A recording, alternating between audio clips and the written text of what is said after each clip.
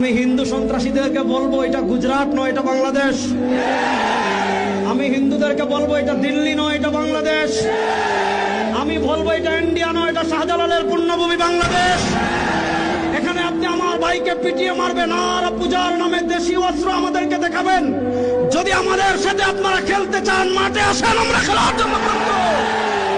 কিন্তু আমার নিরীহ মুসলমানদেরকে যারা ঘন্টার পর ঘন্টা বন্দি রেখে তাদেরকে যারা পিটিয়ে শাহাদাত বরণ করেছে, মনে রাখবেন মুসলমানের রক্ত পান করে পৃথিবীর কেউ নিরাপদ থাকতে পারে নাই, আপনারাও পারবেন না। এই রক্ত কথা বলবে ইনশাআল্লাহ। আমি হিন্দু সন্ত্রাসীদেরকে বলবো এটা গুজরাট নয়, এটা বাংলাদেশ।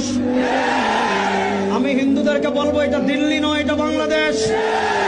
আমি বলবো এটা ইন্ডিয়া নয়, এটা শাহজালালের পুণ্যভূমি বাংলাদেশ। এখানে আপনি আমার ভাইকে পিটিয়ে মারবেন আর পূজার নামে দেশি অস্ত্র আমাদেরকে দেখাবেন। যদি আমাদের সাথে আপনারা খেলতে চান মাঠে আসেন, আমরা খেলার জন্য